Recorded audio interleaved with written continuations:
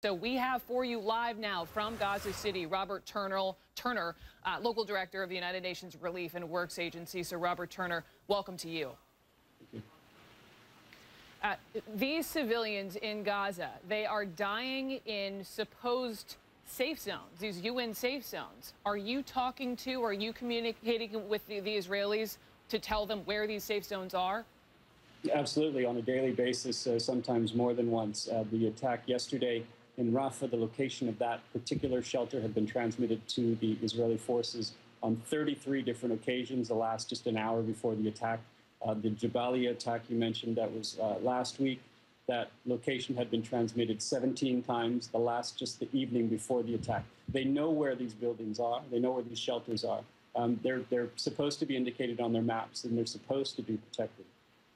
Supposed to be, obviously, the key word in that final thought. We know that Israel and some of its strongest supporters say that we, members of the media, are only telling half the story. They say that the media is showing death and destruction in Gaza, for example, but failing to mention that it's Hamas. As we try to doing our due diligence here at CNN, reminding the viewer, that they're hiding fighters, they're hiding weapons among these mosques and schools and shelters and among civilians. So for the record, we have done that, as I mentioned, over and over again here on CNN. Just take a listen.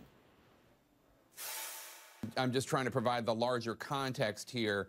If militants are firing from near a school, does Hamas or whatever group the militants are with, Islamic Jihad, whoever, do they bear any responsibility, do you think? But, Mr. Ambassador, you're not condoning Hamas putting weapons in United Nations facility in Gaza, are you? The United Nations says that they found munitions stored in a United Nations school inside Gaza. Hamas, according to Israel, has hidden rockets in civilian areas, even in UN shelters. You don't believe Hamas bears any responsibility for firing rockets near schools or anything else? So we've been reminding our viewers, Robert, but just to ask you, since you are there in Gaza City, have you seen with your own two eyes Hamas, having hidden these weapons at either of the schools we're talking about? And as part of that thought, are you able to reach out to Hamas and demand that it move its weapons, move its artillery away from civilians? Well, there's a number of issues tied up in that. One is the issue you said, which is that we have found weapons caches in our installations on 3 occasions.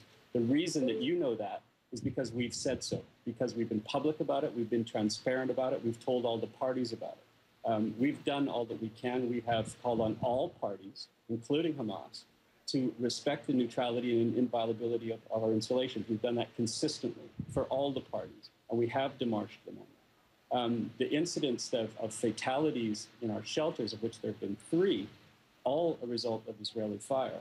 On the first, they claim that there was a strike against their forces, a shot against their forces from 80 to 100 meters away from our shelter. They've not shown evidence of that. They then responded between 8 and 10 mortar shells, one of which landed in the courtyard of the school, causing fatalities and injuries.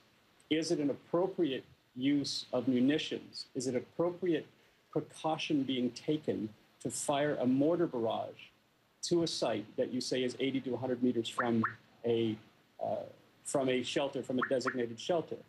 If you, similarly in Jabalia, the location of that school, they've shown no evidence that there was any militant activity around there. And if there was, is it showing adequate precaution to fire multiple artillery shells into an area where there's shelter? If you're tracking a motorcycle and you want to fire a missile at them, is it showing appropriate precaution to fire that missile when the motorcycle is adjacent to the entrance to a shelter?